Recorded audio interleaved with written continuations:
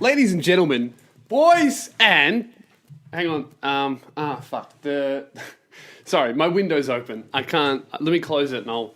Give me a sec.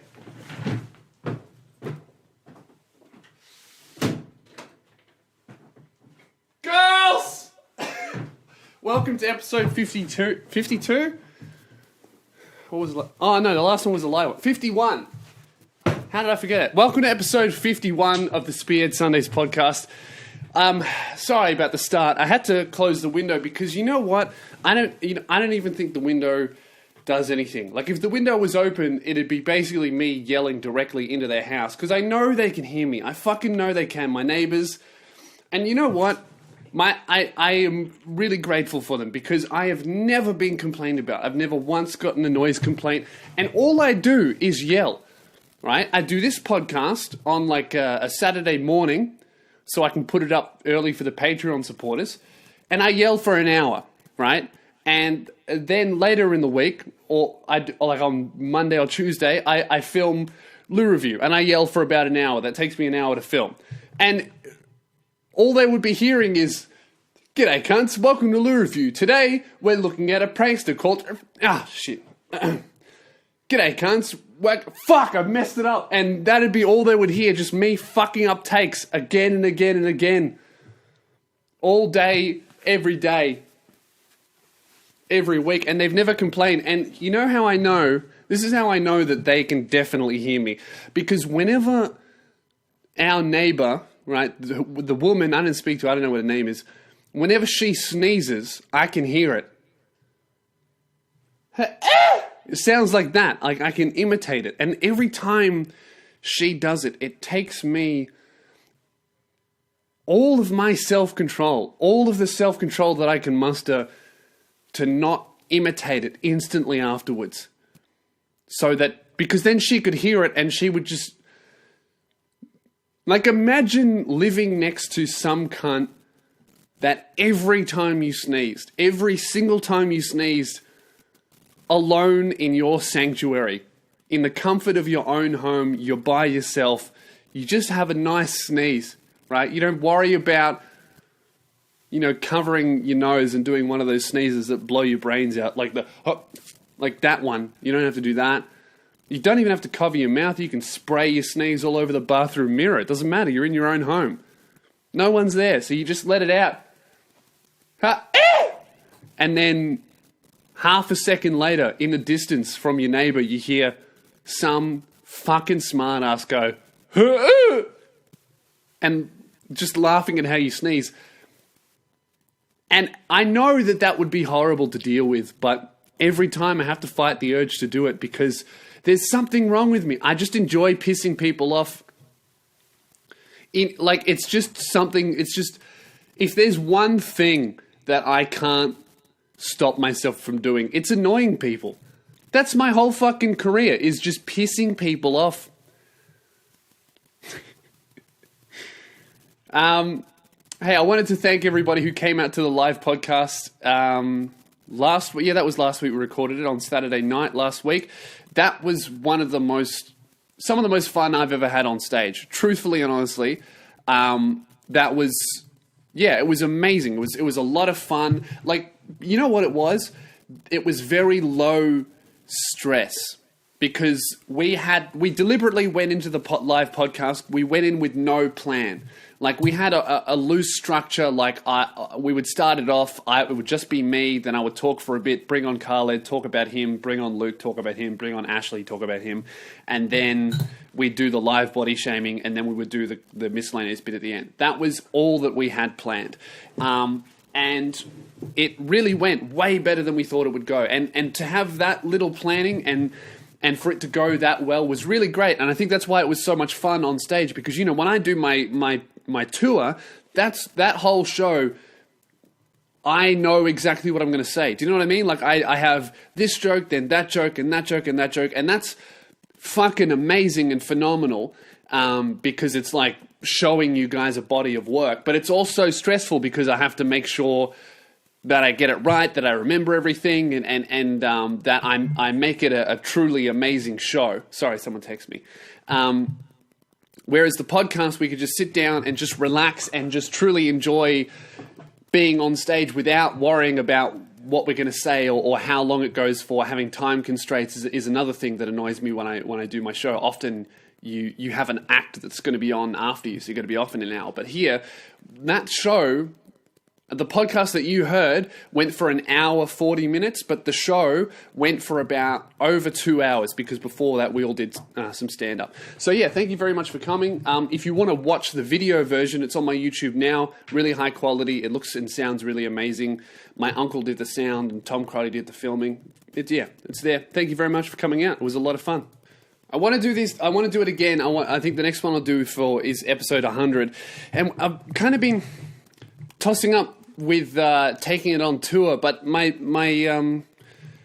thing is, obviously I want all of the states to be able to have the opportunity to come and see it live, but I don't want people listening at home to get sick of the live podcast, because if you think about it, right, if I go on tour and do the live podcast in every state, obviously the show would be different, but the person at home listening, if I went to every major state in Australia, that would be about 5 or 6 live podcasts. Do you know what I mean? That would come out every single week. I don't know. I feel like that might be a little bit too much. Let me know what you guys think if you give a fuck. But yeah, we got a whole year to fucking plan that shit. All right, so it's a new year, guys. So I think it's time for some New Year's resolutions. And you know what? A lot of people talk shit about New Year's resolutions. Oh, the year hasn't changed at all. It's not, time's just a concept, bro. It's not fucking real. We're all gonna die one day. It doesn't matter. New Year's resolutions are bullshit. Shut up, alright? Stop being such a fucking sour cunt and just let people improve themselves. When have you heard a New Year's resolution that wasn't fucking, I just want to be a better person? Or I want to quit smoking. I'm gonna go to gym every day. Like, fuck off. I love New Year's resolutions. Although they're only good if you stick to them, right? If you set yourself a New Year's resolution and then it lasts for a week, fair enough. You're a fucking wanker. But I'm the type of person, every single year, I love setting resolutions. I love setting goals. So here's what I propose, right? Next week, I'm going to tell you my goals and my resolutions for 2017. And then we can all work on our own ones together. Do you know what I mean? So obviously, my goal for the moment, my main goal is, as you would have heard last week, I fucking made weight. I haven't been talking about gym at all. Sorry, guys, but I have been going. Right? All these people are hitting me up. You don't talk about gym, you fucking skinny cunt, what are you doing? But I have been going, all right? I've been smashing the gym. I've been eating heaps of food. I bought fucking protein. A lot of people have been asking me for advice on putting on weight. I aimed to put on 5 kilos in a month. I ended up putting on 6, as you would have heard last week, which is fucking awesome. Let me tell you what supplements I'm using, all right? Ladies, this is irrelevant. I'm using, for all the skinny cunts out there, I use Max's Absolute Mass. MAX''S, Absolute Mass. It's the best fucking protein. It'll turn any skinny cunt into a fatty. I endorse it, and I believe that it's Australian, which is pretty cool as well. So if you're an American, you're fucked. They wouldn't sell it there. But if you're an Australian, that's pretty cool.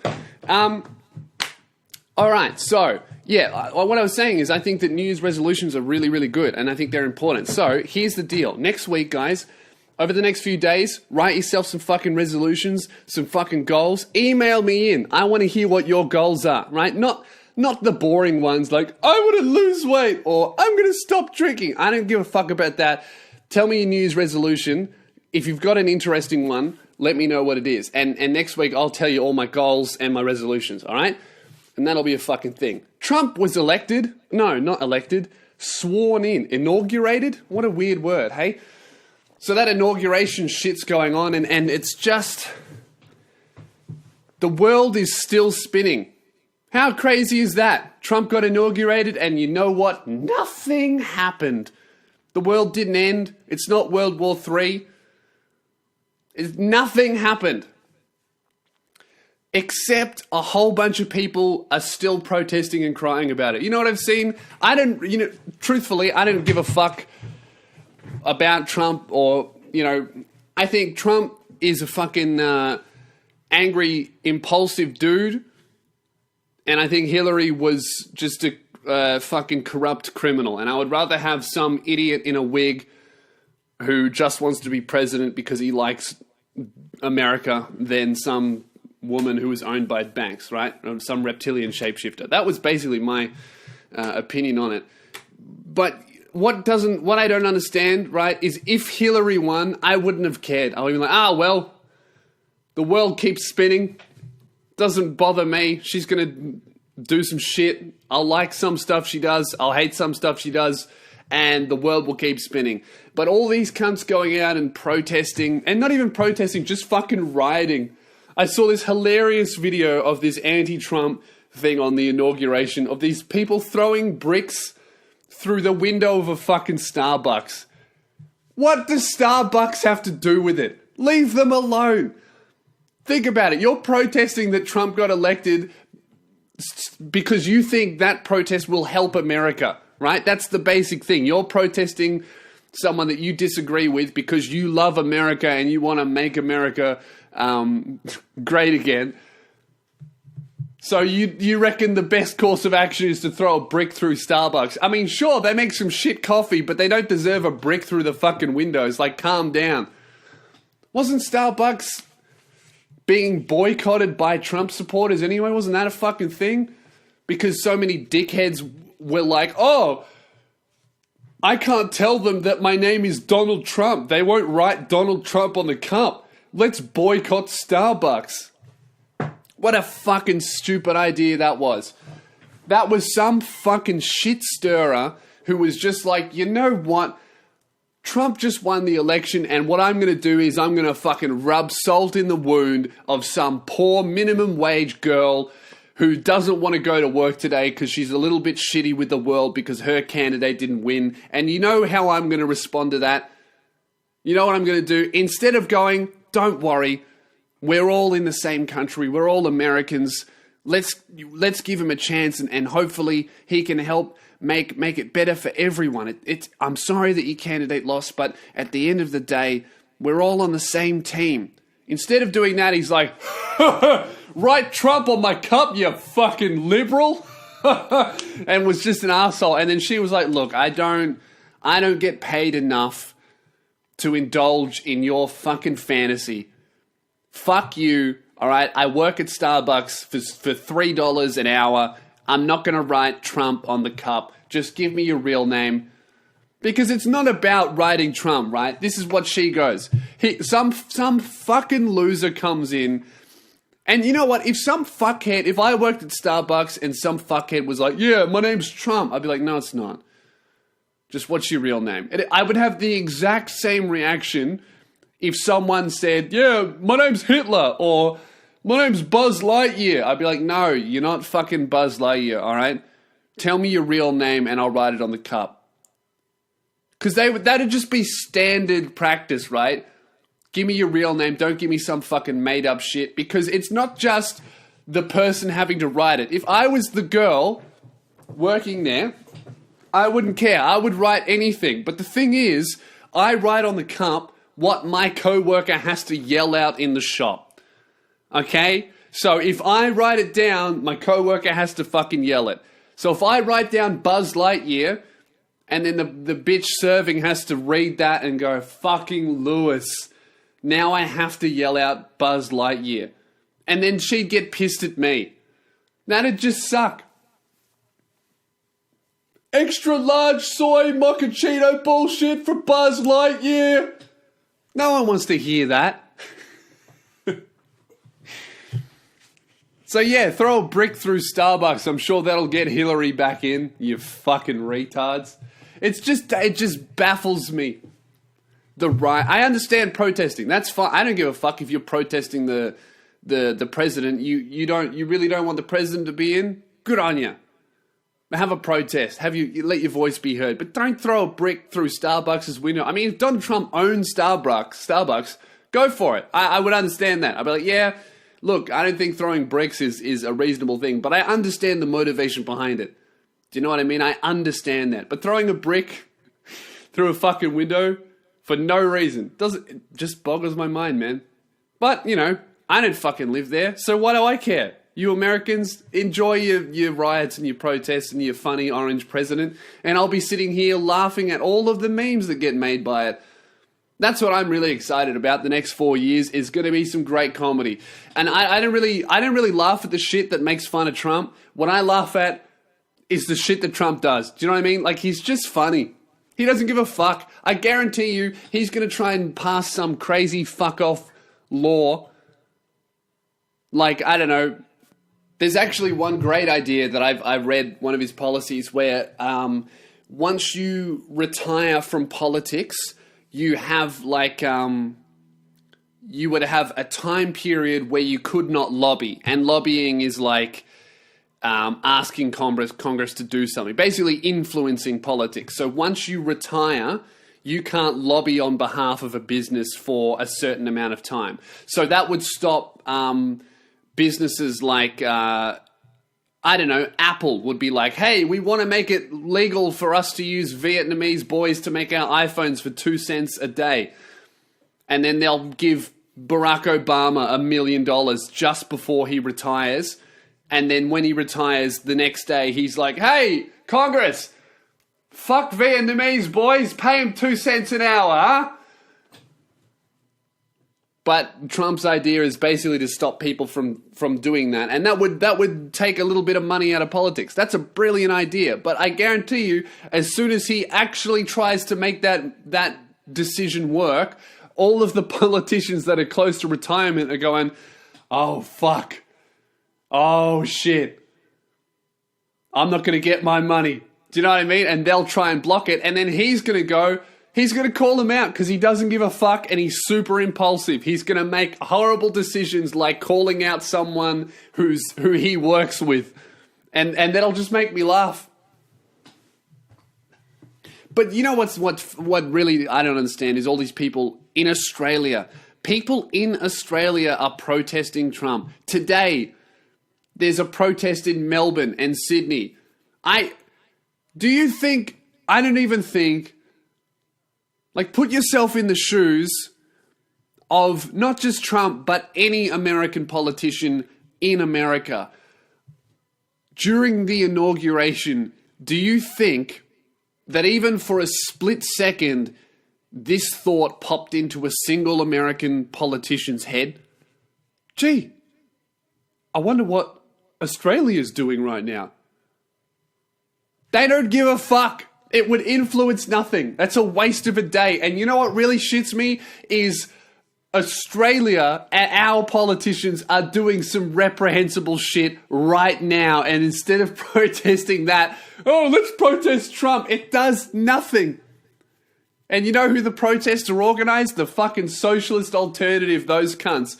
Oh, you really reckon communism and socialism is better than what we have now? Do you want to go back to that?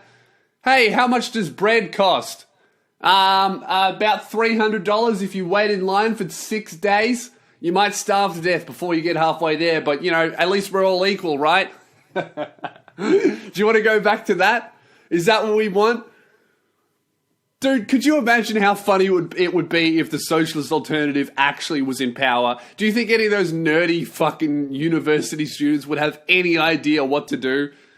The only thing those cunts know how to do is organize rallies that 30 people show up to and spend $1,000 on fucking printing posters. That's all those cunts do, I swear. Socialist alternative. Oh, they're fucking stupid. You know what? Do you reckon every member of the socialist alternative, do you reckon they all earn the same amount of money? Or do you reckon the guy running it, he makes all the money? When they raise money, where does it go? Is it distributed evenly among their members like socialism? Or do they reinvest it and pay the essential employees like capitalism? It just makes me laugh. You know what?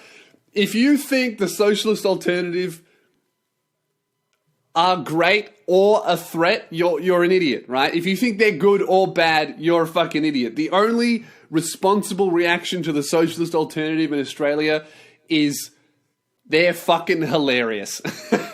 Just a joke. Oh man, is that what you want? Oh, I don't know. Let's stop talking about fucking politics. What did I do this week, huh? I went to the Forte show. Brilliant Australian rapper and good friend of mine, Forte at Large, came through to Melbourne and he did his show, and it was such a great show, man. I'm really excited for the future of Australian rap.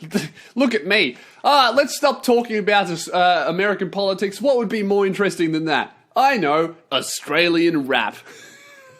Fuck you guys. You need to listen to it. Give it a chance, all right?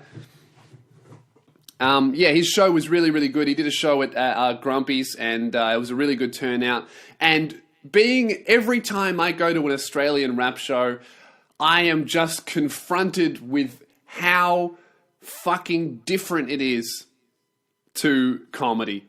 Like the extreme, blatant difference that there is between Australian rap and comedy. Like, to give you an example, when Forte and his backup Redback was on stage, the main act, they were performing, girls from the audience, multiple different girls, multiple different times, girls in the crowd got up on stage and started rubbing their ass and twerking and dancing all over the guys that were on stage. That's never gonna happen to me.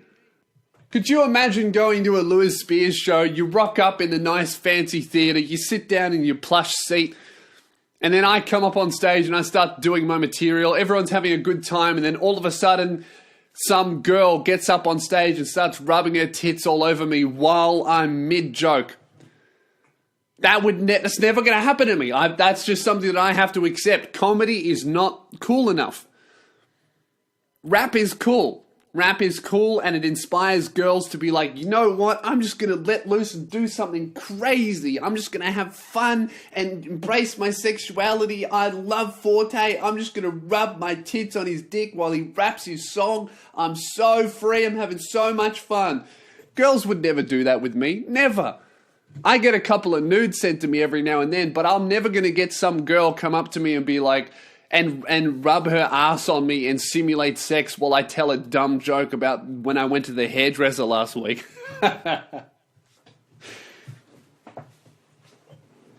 And you know what? Every time I go, even just the stories of what happened, because I was hanging out with the boys all day, and after the show as well, we went back to their hotel and that, and just the stories that they tell of what happens after shows, like things like bringing girls back to the hotel after the show. That doesn't happen to me. And you know what? The thing is, at rap shows, I've seen it multiple times. Girls, not all of the girls, of course, but girls will hang around after the show in the hopes they can go backstage and get fucked by the main act, or if they're not that lucky, they'll take one of the supports home. That's not going to happen to me. I don't think I've ever had that happen, right? I'll do a show, and a great show. I'll fucking crush it. I'll crush it for an hour and a half on stage, absolutely destroy, and then I'll meet everybody afterwards, and not a single girl will be like, hey, do you want to run a train on me? Once I had a girl ask me to sign her boobs. I've had that once, and that was pretty rock star, I'm not going to lie.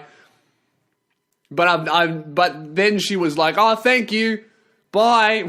That's it. It's all I wanted. Oh man, it's just funny. You know why? Because comedy's just not cool. I'm trying to make it cool, right? You saw my tour trailer. I'm saying it right now. I'm gonna try and be the first comedian to make comedy cool. When you think of like, I think only a few comics have managed to do that, right? Make it look cool. Like Russell Brand, he did it. He became like a whole sex symbol for a while there. I think he's lost that image now because he had too much fucking magic mushrooms and too many spiritual experiences, and now he's one with the universe.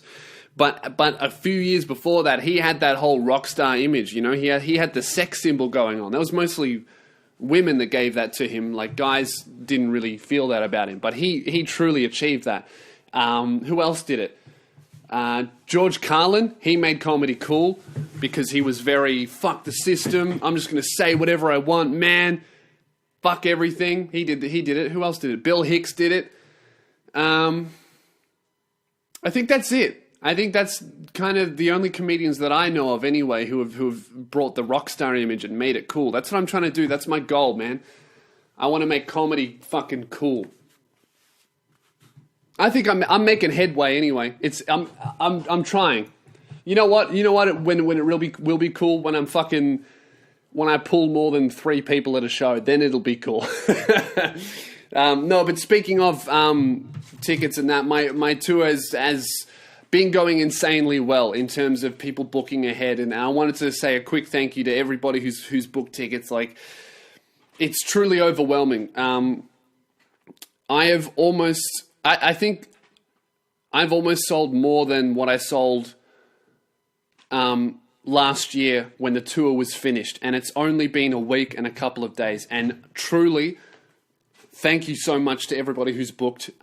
Newcastle just sold out so quickly that we had to add an extra show, a late show. So if you're from Newcastle, we added a 9:30 p.m. show.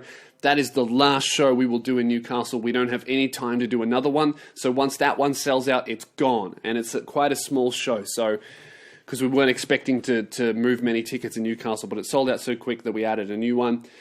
So if you're in Newcastle, that's your last chance. Quick heads up to Geelong. That show is almost sold out. Sydney is very, very close to being sold out. The first Melbourne show will sell out very soon. And then there's a few others that are getting pretty close. Everything is over half sold.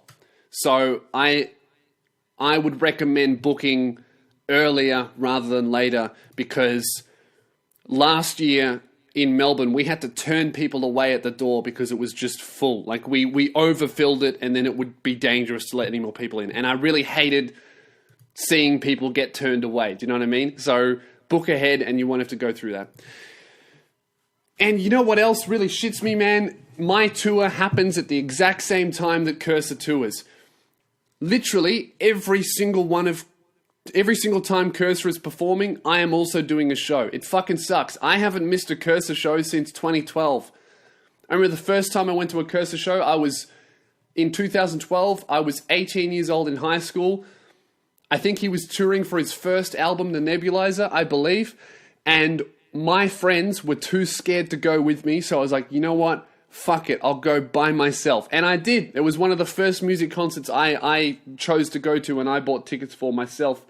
And I fucking loved it. And ever since then, I've been going back. And the second year, I went back again. And then the third year, I was on stage. And the fourth year, I was on stage filming. And this year, I can't fucking go. I'm too successful to... It sucks, but... I don't know. I think he can actually see me, because my tour will still be going when he finishes his, I think, because I'm doing lots of regional shows this year. So I'm pretty sure that he can see me, but I can't see him. I don't know. So that sucks. You know what else sucks? What I had to deal with this week, that fucking cunt who ran over a whole bunch of people in Melbourne. Do you guys hear about that? Some fucking psycho. He did a whole bunch of burnouts in Melbourne City, and then he drove along Burke Street, which is like our main shopping street, really, really busy street in the city, and he ran over like 20 people. He killed like 4 people. It was fucking horrible. So fuck that guy. I don't believe it was a terrorism thing. I think it was just I'm a crazy cunt thing. But yeah, just really, really bad. There's nothing funny about it. But that same night, about 3 hours after it happened, I was booked to do a gig at a fucking fundraiser. So it wasn't my crowd. It wasn't even really a comedy crowd. They were raising money. It was actors raising money so that they could do their plays and pay for costumes and shit. So it was just a fundraiser thing. And it was 3 hours after that shit happened. Everyone at that time, everybody thought it was a terrorist thing. So the police were going, don't come into the city. All the public transport was shut down. It was really a really dark time. What I'm saying is, it was not really the best atmosphere to perform some fucking stand-up comedy. And especially because nobody there was there for comedy. Do you know what I mean? Like, no one showed up for comedy. They showed up. It was a fundraiser thing. By the way, there's going to be a little bit of comedy. and I was like, I almost didn't go. I was like, it's too fucked. The gig's going to go terribly. I almost didn't go. But because the fundraiser was, one of my friends was involved with it. It was like a favor to a friend. So I was like, I got to do it. I have to go. I can't fucking dog the boys. I got to do it. So I go there. And I'm like, you know what? I'll just relax. I'm just going to address the situation and hopefully it'll go okay. It was about 80 people, I think. And do you know what my opening act was? Do you know, just before they introduced me, do you know what they did? They didn't amp up the crowd. No, the host didn't. The host wasn't like, let's all have fun tonight. We got some great comedy. Do you know what he did right before I got on? A minute of silence. I had to follow a fucking minute of silence. That is the hardest shit I've ever had to follow in my life. Before the comedian gets on stage, the host is like, let's just bow our heads for the people that lost their lives today. An acknowledgement of the tragedy that happened. And now, Lewis Spears. It was the worst, man. I honestly, as soon as he did that, I was sitting up the back and I almost laughed. Just because I was like, I'm fucked. There's no way I can pull this back. This whole gig is fucked. Could you imagine having a solemn moment of silence with about 80 to 100 other people about a tragedy that happened 3 hours before, and then some fuckhead with a microphone gets on stage and was like, all right, whole bunch of people died, but who's ready to hear some jokes? But it actually went all right. You know what? Actually, I have some audio from the gig when I addressed what happened. I'll edit that in now. If you give me 1 second, I'll put it in now.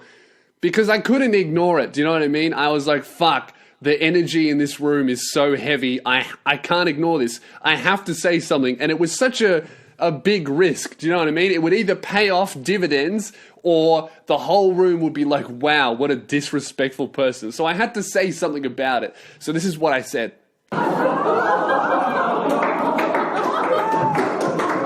Thank you. This is going well. To be honest, I was freaking out. I don't like doing fundraisers, but Louis is a friend of mine, and you guys are performers. A lot of you guys are performers, and I was freaking out about doing this, but you guys are a really cool crowd, and especially when I had to follow a fucking moment of silence, I was like, holy shit, I really thought I was going to laugh. But no, this is going well. And as you can hear, it went all right. And then after that, because I just couldn't ignore it. After I addressed the massive tension in the room, it went beautifully after that, and the gig was really, really good. I got some great feedback, so, fuck that guy. For how selfish am I? What a cunt I must sound like. Some dude drives a car on the footpath, runs over 20 people, and I'm like, man, it really messed up my gig. I don't know, but that guy's a fucking psycho. Have you guys heard that new Ed Sheeran song? The one about where he wants to fuck a girl and not talk to her? The song, what's it called? It's some shit like, yeah, I love your tits. Oh, it's called, I'm just looking it up now, it's called Ed Sheeran, Shape of You. And the whole song, right, Ed Sheeran, you know what? This is the only thing that pisses me off about girls. We all need to admit that Ed Sheeran is a bit of an ugly ranger, okay? The guy is one of the most talented people in the music industry, but girls, you have to be honest with yourselves. If you passed him in the street, you wouldn't look at him twice. You might even go, ugh. Could you honestly, truthfully tell me, picture Ed Sheeran without the fame and without the talent, look at his face and imagine him asking for your number. What would you say? It wouldn't be yes. You wouldn't be excited about it, would you? All right, that's the only thing that pisses me off about girls is as soon as you start to get some modicum of fame and fucking notoriety, they're like, oh my God, he's so hot. All right? It even happens to me. I'm not very attractive. I'm not the best looking guy in the world, but some girls do that shit and it's like, you don't like me. I look like fucking Slender Man in a leather jacket, okay? I'm not the best looking dude out there. I'm alright. I'm not ugly, but come on. I'm not a fucking 10 out of 10 like some girls act. And Ed Sheeran is not either, alright? We need to fucking get over that. Ladies, just admit it. Just admit that there's something within your biology that makes you go, when a guy attains status, makes you get a little bit wet down under.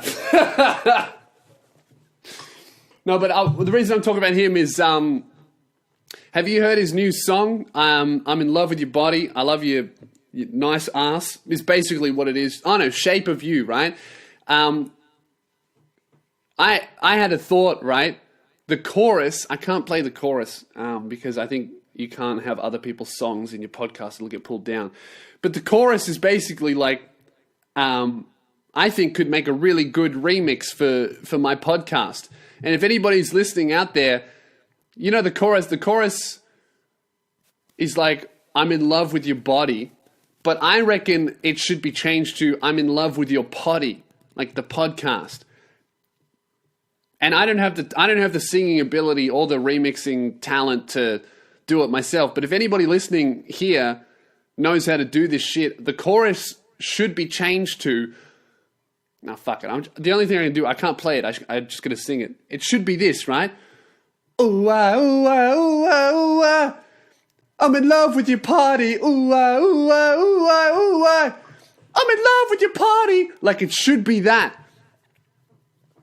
Instead of, I'm in love with your body. So if anybody out there can remix that shit, re-record their own cover of it and be like, I'm in love with your potty, I'll make that the theme song of this podcast or whatever, because I think that'd be fucking hilarious.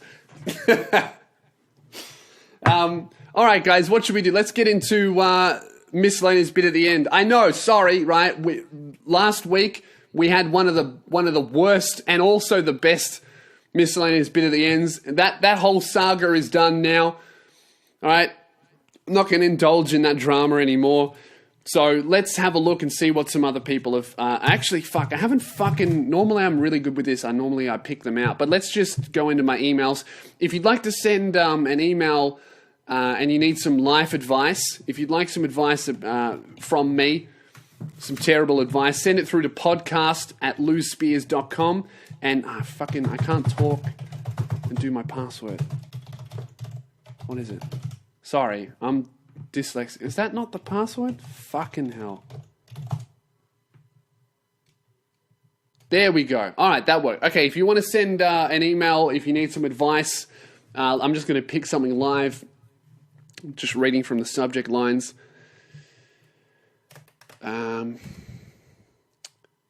Autistic drawing. No, I won't read that one. Miscellaneous bit at the end. No, I might read that one. Thanks for ordering Domino's. What? I didn't fucking order Domino's. What's that? There's 2 emails from Domino's saying that I bought Domino's. What? There's another one from Pizza Hut. Thanks, Lewis Spears. Your order will be delivered. Who the fuck has been ordering pizza with my email? Alright? Fuck off. Don't fucking... Leave them alone, alright? Don't fucking order pizza and put it under my fucking email so I get in trouble about it, you fucking assholes. I shouldn't even... Please don't. You fucking shit-stirring cunts ordering pizza with my email. Where did you send it to? It's with my name. Sent to some place in fucking Sydney. Well, it wasn't me. You know what? The pizza thing is, it doesn't hurt the person that gets the pizza. I never understood that. The only thing that it hurts is the poor cunt who has to make the pizza, deliver it, and then someone at the door will go, yeah, we didn't order this, and then he goes home. Like, it's not a big inconvenience to get pizza that you didn't order delivered to your house. The only person it hurts is the poor cunt who had to fucking make it. Do you know what I mean? So disrespectful to Domino's. Don't fucking order shit with my email, alright? Okay. Let's read this one. Missed bit at the end. Alright. G'day, cunt. My name is Dave. I'm from Britain, a long way away, but I love your shit, apart from miscellaneous bit at the end, which caused me to start chain smoking and injecting heroin so that it kills me quicker than the AIDS your shit gives me. You guys are so mean. I come to you with a dilemma of epic proportions. Basically, I have a reputation which, in my opinion, is wrong of being a fuckboy, and recently have only been seeing one girl at a time. I was a dick in the past, but we allow it. So you have reputation for being a dick, and you freely admit that you were a dick in the past. What's your problem? So about 2 months ago, I started seeing this girl called Maisie. We saw each other for about a month before she decided to end it, but we were still friends and maintained a good friendship. This then meant that I saw another girl, but at the end of my relationship with her, dude, so you date a girl, you break up, immediately start talking to another girl, you're a fuckboy, mate, and just embrace that. There's nothing wrong with that. But at the end of my relationship with her, I started talking to Maisie again, and she told me she liked me, so I was down to start seeing her again, which I did about 2 weeks ago, and we had a great time. We said we'd meet up again, but have been too busy too recently. However, I was at a house party last weekend, and I got with this girl called Ella, who I know is basically... Okay, dude, alright, you fucked 3 girls in the space of what sounds like 2 days. You're a fuckboy. Good on you, right? You're a legend, mate. Just enjoy your life. There's nothing wrong with that. As long as they all know that you're a single guy, there's nothing fucking wrong with that. Just be like, hey, so I'm single, I'm enjoying my time with you, but I'm not seeing only you. As long as they all know that, it's no fucking issue. I was seeing this girl, Ella, who I know is basically in love with me, and we were seeing each other for about a week before I ended shit with her. Yeah, and you're ending it with girls and then seeing another girl. There's nothing wrong with this, man. However, now we both want to meet up with each other again and start seeing each other. By the way, I got with her the day before I was meant to see Maisie, but dude, I honestly, I don't know what you're saying. I can't keep up with the amount of girls you're fucking. So there's 3 girls and you're basically fucking them all at the same time. Well, maybe you are a bit of an asshole. Here we go. Finally, there is another girl called Anna. So 4 chicks. Oh, man. There's another girl called Anna. So there's Anna, Ella, Maisie, and then another girl that you didn't give a name. I hope you're wearing a condom, mate. Finally, there's another girl called Anna. We've been on and off speaking for about a year now. We've only met up once when we were both incredibly drunk, but we did get with each other that night, and I haven't been able to stop talking to her no matter who I talk to. I go back to her even though we have never met up sober. We've organised to meet up this weekend as I'm not doing anything and she has a free house. Obviously, I'm going to see her. Yeah, good on you, legend. My problem is, I only want to see one of them, not all 3 at once, but I really like them all. So you got a bit of a love... Hang on. It's not a triangle, there's too many... So there's you, 1, and then there's 3 girls. So you're in a love square. Let's turn this square into at least a triangle, all right? That's my goal for this podcast. My problem is I only want to see one of them, not 3 at once, but I really like them all. Maisie is okay. I like this, man. You've listed their positives and negatives. This is great. I'm loving this, man. I wish I was. I'm living vicariously through you, man. Maisie is really outgoing and fun to be around. She likes to go out and do stuff and adventure. However, when I'm with her, unless we are in her bedroom, it doesn't really feel like we're together and it feels more like friends. She's one of those edgy Tumblr girls that are kind of mysterious but have a really attractive charm to them. Ah, yeah, I know what you're talking about. Ella is a really nice girl, and I really enjoy being around her. Plus, she's the only one of the three that can drive. So what you're saying, mate, is you wouldn't want to fuck me. She wants a cute relationship, but everything feels formal, like we have to go to a place for a date and it all has to be organized. I can't just I'll call her an hour before I see her and we'll go out and do something random, just chill. She's the queen of drama and musical theatre in my school. Yeah, fuck her off. If they're the queen of drama and musical theatre, I guarantee you she's a cunt. I'm sorry. You cannot be in charge of drama and musical theatre without being a full-on 10 out of 10 raging fucking asshole. Because here's why. They have to be, alright? Because imagine you have to organise 30 plus drama cunts to be somewhere at the same time and they're not being paid, and half of them don't even really want to do drama with their career. They're just doing it because it's an easy subject, all right? You have to be a raging Tyrannosaurus cunt. So fuck her off. I haven't even read the rest of it, but if she's the queen of drama and musical theatre, get rid of her. She recently got a place in one of the best music colleges in the country. She's really popular and I'm friends with all her friends, so she's the one I'm most scared to fuck about. Yeah, okay, well get rid of her because you're terrified of her. Just cut her out. Say, hey, Ella, we're not dating. You're not my girlfriend. So that's it. If she gets pissed off, she's a psycho. There's nothing wrong with that at all. Unless you're leading her on and making it sound like to all three of these girls that you're their boyfriends, which it doesn't sound like you are. Just be like, hey, Ella, I think it would be better if we stop seeing each other because I'm seeing a girl and they wouldn't like it. That's totally fine, dude. Now, the last one. Anna is the girl that's really fun to talk to and she's got a really white girl personality, which I have a thing for. What does that mean? White is right, but only personality-wise. So if you there's nothing worse than a girl with a black girl's personality, man. Which I have a thing for. But obviously, from only seeing her once in a year, it would be hard to be with her as I've never even seen her. I'd never see her even though she does not live far from me. She's just never free. Lewis cunt, I need your help. Which one do I choose? What the fuck do I do? Cheers, you're an absolute sick cunt. Thank you, bro. I think this is a really easy choice, man. Maisie. You said she's really outgoing and fun to be around. She likes to do stuff and adventure. And you said, however, the only downside, right, that you said is when I'm with her, unless we're in her bedroom, it doesn't feel like we are together. It feels like more like friends.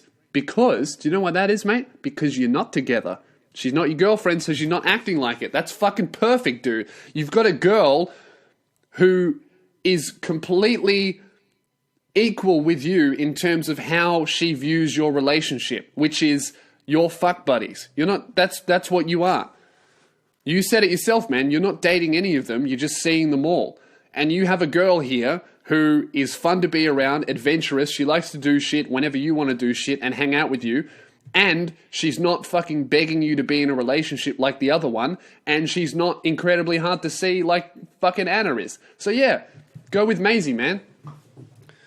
Just send a message or call the other two girls. There's nothing wrong with what you're doing as long as you're honest about it. Just call the other girls and have the same conversation with them and be like, hey, I really enjoy seeing you and hanging out with you, but I just wanted to let you know that I've met someone that I'm falling for and I'm pursuing a relationship with them. We had some great times, but it would be very dishonest of me to see you and the other girl. Sorry. That's all you got to say. Because you're not dating them, you don't even have to break up with them. You just got to let them know, I don't think it's appropriate for us to see each other anymore. That's it. Super easy. All right, question answered. If you would like to send some questions through to the podcast and have them answered, email podcast@losespears.com. My live tour is on sale now. Every major city in Australia. Canberra will be announced soon. Stop fucking asking me about it. It's happening, all right? We're working on it. And so will New Zealand. Leave me alone. Stop asking me. It'll be done when it's done. I don't fucking know. I'm not dealing with that shit. It stresses me out, so I fucking outsourced it to somebody else. They do all the emails and they're talking to the venues because I fucking hate it. It stresses me out, and you ask me about it, stresses me out. Leave me alone, all right? It's announced when it's announced. I said it's coming, all right? New Lou review should be out next week as well. If not that, I've got a really good sketch coming. It'll be a video. I don't know what it is. That's about all I wanted to say. If you want to get access to all my videos and all of these podcasts early, support me on Patreon. If you're a Patreon supporter, you're listening to this on a Saturday instead of a Sunday. That's about it, guys. Thank you very much for listening. I'll see you on tour, louspears.com/geeks, and I will talk to you next Sunday. Have a shit one.